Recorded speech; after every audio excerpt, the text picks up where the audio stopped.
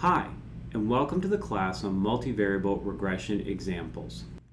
Let's start this discussion with a famous data set from a well-known statistics textbook, which is this Swiss fertility data. And it's in the datasets package, so I want to do require datasets, and then I want to do data Swiss, and then if you do !Swiss, it'll bring up the help file. I have kind of a better formatted version of this on the slide. And so what's in this data set is a standardized fertility measure and some socioeconomic status indicators for 47 French-speaking provinces of Switzerland. This is from 1888. So the variables are fertility, agriculture, which is the percentage of the males involved in agriculture as an occupation, and examination, the percentage of draftees that scored a particular mark on a military examination in the province. Education is the percent of the population that it made it beyond primary school. Catholic is in this region at this time is just the percent Catholic as opposed to Protestant. And infant mortality is the percentage of live births who live less than 1 year from the province. So that's the data set, and we're interested in looking into what explains fertility in this province. So before we go any further, let's do some basic scatter plots of the data. So let me load the Swiss data set and do a pairs plot of all the variables in the data set. Oh, I forgot my R. There we go. And this library here, gGally, or ggally, I think is probably how it's pronounced, is a collection of add-on tools for ggplot. In particular, they have a ggpairs command that does an equivalent of the rpairs plot. And I think you'll see it here in a second. You'll understand what it does. It's a little bit of a slow plot. Let me zoom in on the plot here. And now what you see is, for example, fertility is on the x-axis for all the plots in this first column.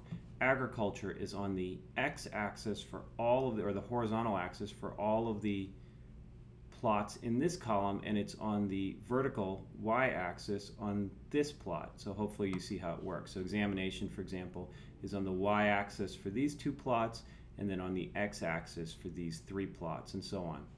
The corresponding upper triangular part of this matrix gives the correlation between those two variables. So let's take, for example, fertility and agriculture. Here's the scatter plot. You see it right here. Here's the loess smooth, which turns out to be fairly linear in this case, and a confidence prediction, confidence band around it. And it suggests that the correlation between the two, the empirical correlation, is 0.35. So let's, in the next subsequent slides, investigate the relationship where agriculture, the percent of the province that works in the agricultural industry, with fertility. Let's fit our fertility as an outcome, and the first model I want to fit includes all of the variables as predictors, and I'm doing this more for illustration than I am to mimic a real data analysis. I would say in a real data analysis, your first model would probably be fertility with agriculture by itself, or the marginal relationship of interest without considering the other variables. But I just want to show you how to fit all of the variables at once. So if you do fertility tilde period, this period then adds all of the other variables in linearly, no squared terms or anything like that, no interaction terms, all of the remaining variables in the data frame all at once. Saying data equals Swiss tells it that the data set that I want is the Swiss data set. So that's the run of my LM. And notice if you don't, you often want to assign the output of your LM to a variable so you can save it later, but this runs quick enough that I'm just printing the output. Now, summary of the output from LM gives much more interesting output. And then in particular, it gives you this table of all the coefficients, their standard errors, their t-values, and their p-values, but it also gives you a lot of other information. If you just want to grab that coefficient table, you can do $coefficient on the output of the summary statement, and there's just the table by itself. So for example, if you want to use that in some subsequent code. So let's focus on this number, negative 0.17. This number is interpreted as the following. We expect a 0.17 decrease. Now decrease because it's negative, right? Okay, so we expect a 0.17 decrease in standardized fertility for every 1% increase in the percentage of males involved in agriculture, holding the other variables constant. So that is interpreted as we hold examination, education, percent Catholic, and infant mortality constant. This next column, the standard error, 0.07, talks about how precise that variable is. Oh, and before I move on, I should also mention it's important to note that the percent agriculture is expressed as a percentage rather than a proportion, right? Because a percentage is the proportion times 100, so it would change the scale of the coefficient by a factor of 100. So it's important to note whether or not these numbers are percentages or proportions. That would make a big difference in the scale of the coefficient. Okay, so the standard error talks about how precise this coefficient is. It talks about the statistical variability of that coefficient, and we get a 0.07. If we wanted to perform a hypothesis test that the coefficient for agriculture, beta agri is what I have here on the slide, if we want to test whether or not that's 0, then we would take the estimate, subtract off the hypothesized value, which in this case is 0, and divide it by the standard error of the estimate. So the t-statistic is nothing other than the estimate divided by the standard error. We could do that, of course, but R very conveniently goes ahead and gives it to us. It's negative 2.448, but that's simply obtained by dividing negative 0.17 divided by 0.07. That t-statistic, we can calculate the probability of getting a t-statistic as extreme as that, as small as negative 2.448 or smaller, and because we're doing a two-sided test, we would double that p-value. So you can go through that t calculation if you'd like. The degrees of freedom are n minus the number of coefficients, including the intercept. And that, but again, R does that on our behalf, and that works out to be 0.018. So by standard thresholding rules, you know, type 1 error rate of say 5%, that would be statistically significant. But let's go through some other models and look at how the process of model selection changes our estimates. So now let's contrast the model with a model having just agriculture in as a predictor. So the previous model had all of our other variables in as predictors. Let's look at one that just looks at this association between fertility and agriculture. So I'm running it, and I'm just grabbing the coefficient table so we're not looking at the rest of the R's output. But when you do this on your own, you'll look at the rest of the summary output from LM. What's interesting is that the agriculture variable is about the same magnitude, 0.19 instead of 0.17. However, it's changed signs. Instead of agriculture having a negative effect on fertility, it has a positive effect on fertility. So adjusting for these other variables changes the actual direction of the effect of agriculture on fertility. And this is the impact of something so-called Simpson's paradox. Or I think it should be called Simpson's perceived paradox, because there's nothing paradoxical about the possibility that accounting for other variables should change the nature of the relationship between a predictor and a response. It actually makes quite a bit of a sense that that would be the case.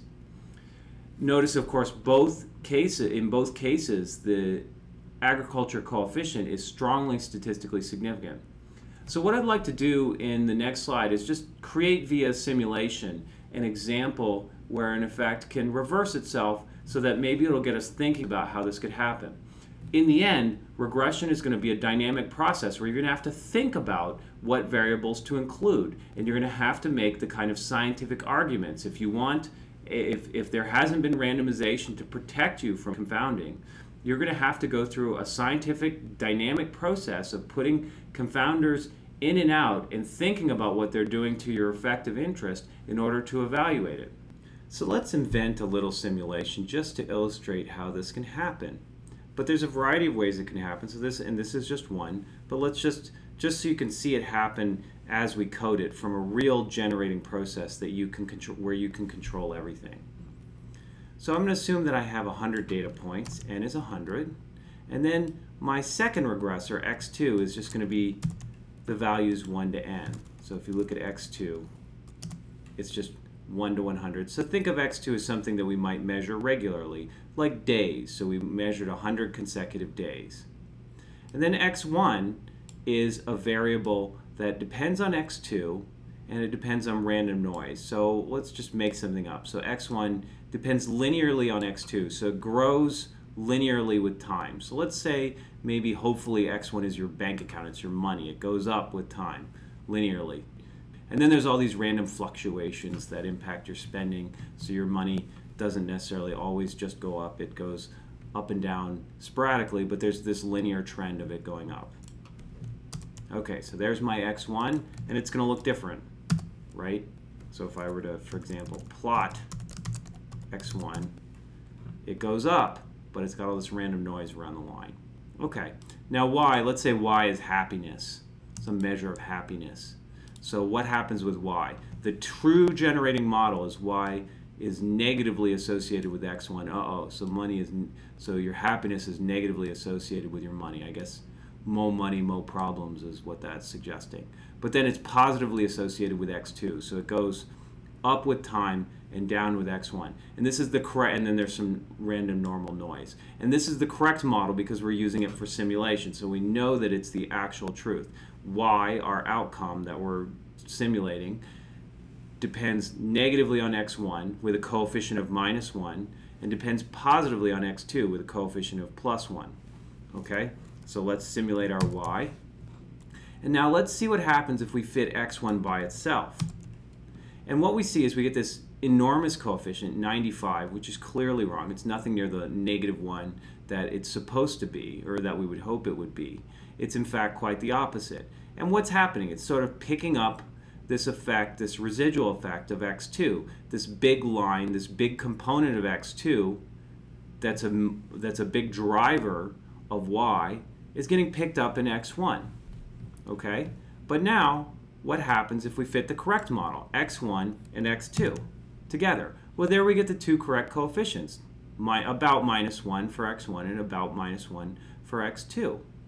So there you can see if you do the correct sort of adjustment, then it should work out. And you can imagine why this would happen. What is regression doing? It's taking x1 and removing the linear effect of x2. So this part right here, this 0.01 x2 should get removed, and that uniform noise, that's the correct part of x1 that's unrelated to x2, will get related to the part of y that's unrelated to x2 as well. So let's do some plots to highlight this, just to show us how it works a little bit. So I'm going to create a data frame because ggplot likes data frames, and I can't remember if I loaded ggplot, so let me reload it. And then my plot is going to be, it's going to have this data, dat, and the aesthetic is just, I name my variables conveniently y, and then my x variable is going to be x1, so the kind of important variable, x1. And then my color is going to be x2, okay? And then I want my points, and I want the line up. I didn't highlight the whole thing. There we go. And then I actually need to plot my plot. So there's my G. So there it is. So you can see the color gradient. Here is x1 as it relates to y. And you can see the line that it's fitting is not incorrect. There is a clear linear relationship, positive linear relationship between x1 and y. However, you can see with x2, which is the color, right, that there's also this clear positive gradient. As y goes up, so does x2. And also you can see as x1 goes up, so does x2. So you can see that sort of confounding that's happening here. So why don't we now see what happens if we plot the residuals, okay? So I created in my data frame, I created the residuals where I fit x2 on y, and then I took the residual where I removed x2 from x1. So let's see what happens when we do the residual plot. So this should be a plot that would give the slope of this line will be the coefficient from our linear model fit where we include both x1 and x2. Okay, so I'm going to run that. I'm not going to go through the ggplot commands because they're basically the same. And here's the plot. Now you can see that for the residual y and the residual x1, there's a clear negative linear relationship. And if you stare at it enough, you realize that the slope of this line should be around -1. And you can see that the x2 variable is clearly not related to the residual x1 variable. Okay? And so that's what linear models is doing. It's removing the x2 from both x1 and y, and that's why you get the sort of correct relationship when you fit both variables. Now this doesn't mean that throwing every variable into your regression model is the right thing to do. There's consequences to throwing in extra variables, unnecessary variables, into your regression relationship. Let's go back to our data set now that we've thought about the idea of multivariable regression a little bit more. Remember, our agriculture effect reversed itself after we included the other variables in the model. And particularly you'll find that this happens quite a bit when education and examination are included.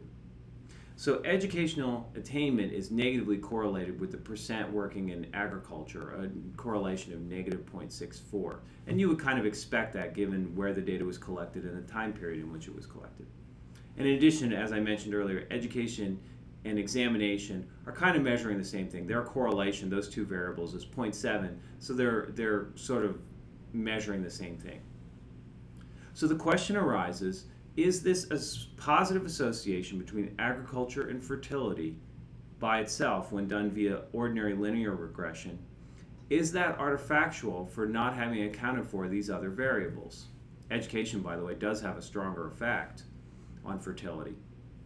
So at the bare minimum, anyone claiming that they did a linear regression with percent of the province working on agriculture and fertility is the outcome and claimed a causal relationship between agriculture and fertility, a causal positive relationship, that conclusion would definitely be suspect. First of all, because from observational data like this, it's always suspect to make strong causal conclusions without putting a lot of extra work in and thought about your assumptions.